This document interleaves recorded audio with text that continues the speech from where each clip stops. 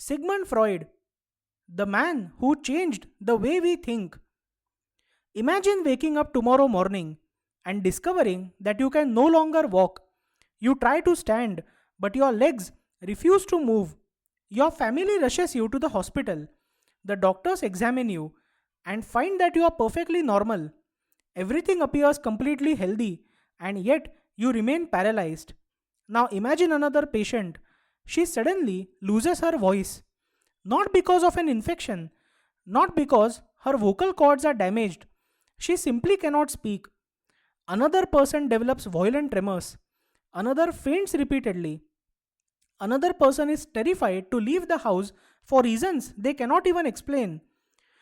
Today, these symptoms would lead doctors to consider conditions like trauma, anxiety disorders, depression, conversion disorder, or other neurological and psychological illnesses.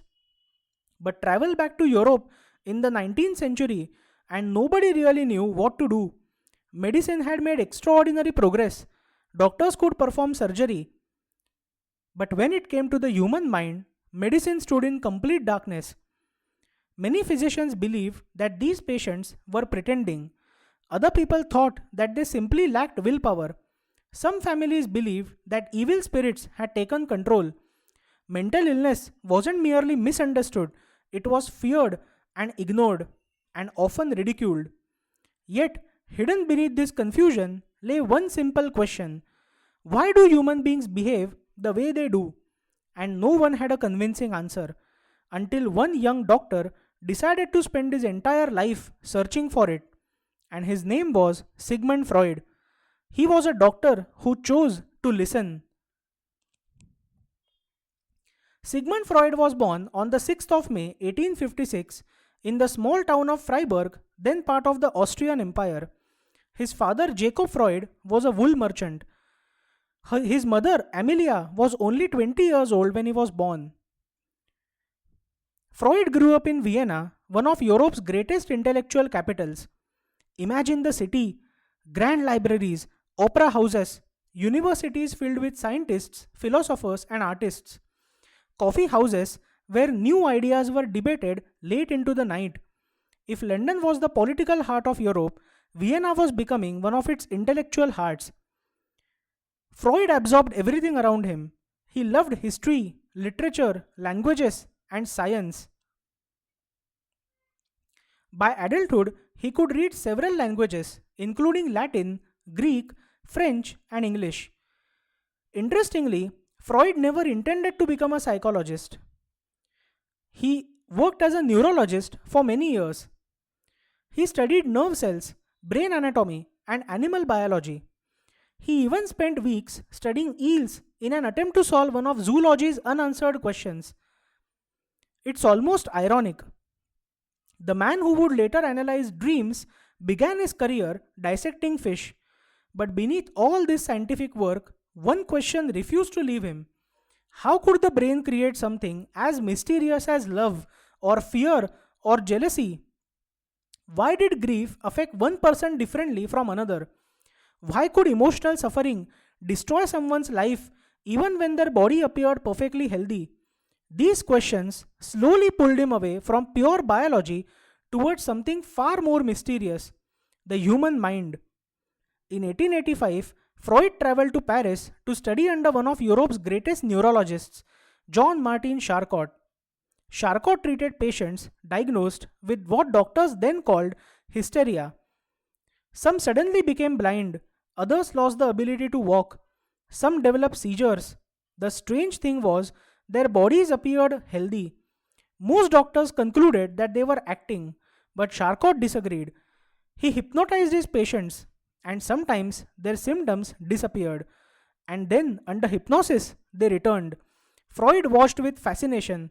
If hypnosis could temporarily remove paralysis, then perhaps mind itself could make the body ill. Charcot's work helped establish something profoundly important. These patients were genuinely suffering. Their illness was real, even if its cause was not yet understood. Freud returned to Vienna convinced that medicine had overlooked something enormous. Back in Vienna, Freud began working with another physician, Dr. Joseph Breuer. Breuer was treating a young woman remembered today by the pseudonym Anna O. She experienced paralysis, hallucinations, and difficulty speaking, and severe emotional distress. No medicine seemed to help, so Brewer tried something unusual. He simply listened to her. He encouraged Anna to speak freely about her childhood, her fears, her dreams, her grief. One day, something remarkable happened. After describing a deeply painful memory, some of her symptoms became less severe. Anna herself jokingly named the process the talking cure. Today, this doesn't sound revolutionary. Millions of people visit therapists every year. Talking about emotions has become a normal part of mental health care. But imagine hearing this idea in the 1880s. Without any surgery or infections or miracle drug, just conversation healed people. Freud became fascinated. Could hidden emotional pain be making people physically ill? And if bringing those emotions into awareness helped, perhaps the mind healed not by forgetting but by understanding. This idea became the foundation of an entirely new method of treatment. Freud called it psychoanalysis. Unlike most doctors of his time, Freud didn't simply ask patients where it hurt. He asked them to speak about anything that entered their minds. Any memory, any embarrassing thought, a strange dream, even a random idea. This method became known as free association. Freud believed that nothing the mind produced was truly random. There is a reason behind every thought, every emotion, and every behavior. It's like a clue left behind at the scene of a crime. The job of a therapist was not to remove the symptoms only, but to solve the mystery of the human mind. Over the next few years, Freud began noticing curious patterns. Freud arrived at an astonishing conclusion. Perhaps most of our mental life happens outside our awareness. Perhaps the mind is like an iceberg. The small part above the surface is all we consciously experience.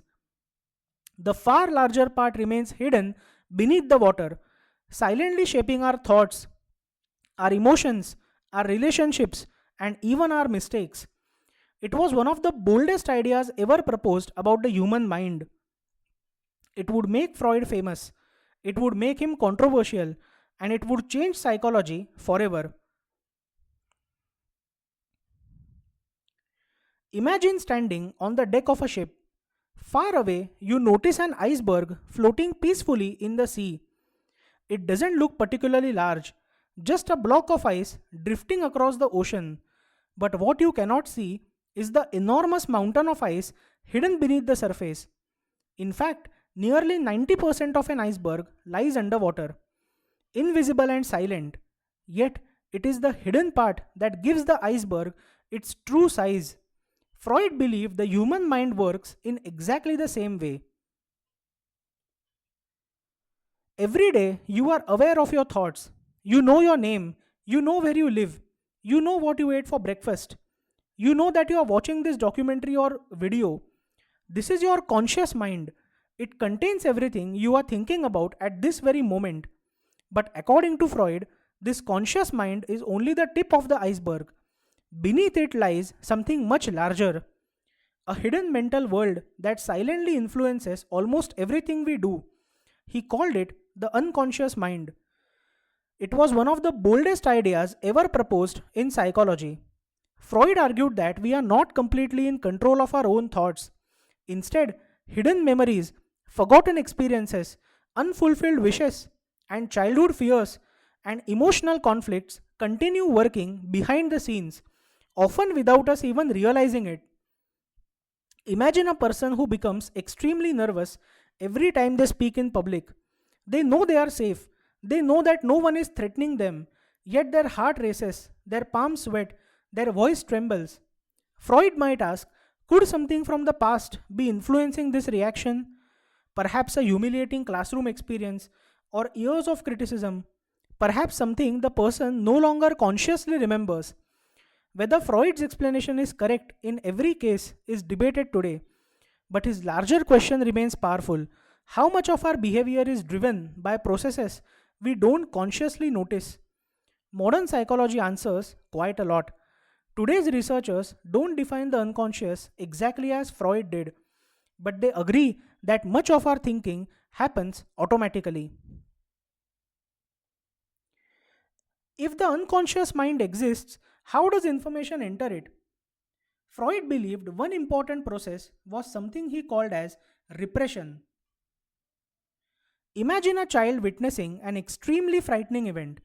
According to Freud, the mind sometimes protects itself by pushing painful memories out of conscious awareness, not because the event never happened, but because remembering it would be emotionally overwhelming. The memory doesn't disappear, instead, it becomes hidden, like a book placed deep inside a library where no one visits anymore, but it's there. Freud believed these hidden memories continue influencing behavior. A person might not consciously remember the original event, yet they may still experience fear, anxiety, or emotional distress. Today, psychologists agree that people sometimes avoid thinking about painful experiences.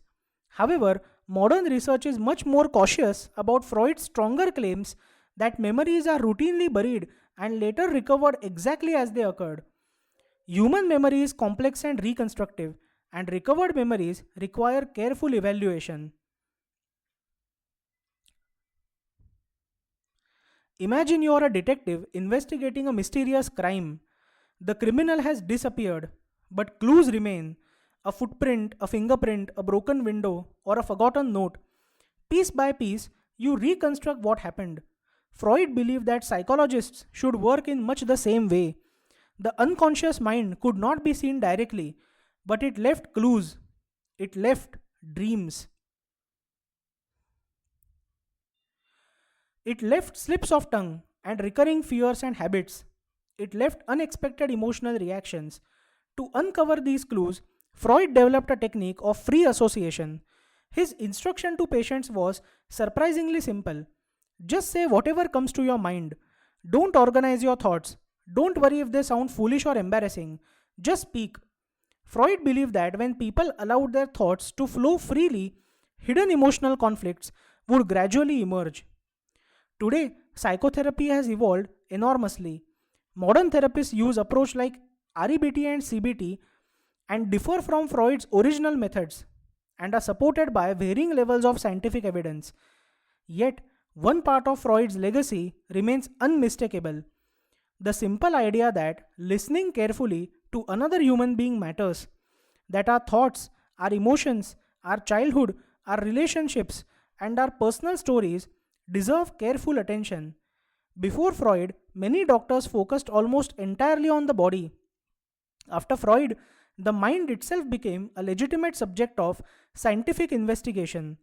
He didn't solve every mystery, but many of his theories, even though later challenged, somewhere transformed psychology. Why do we dream? Are dreams random electrical activity inside the brain, or are they secret messages from the unconscious?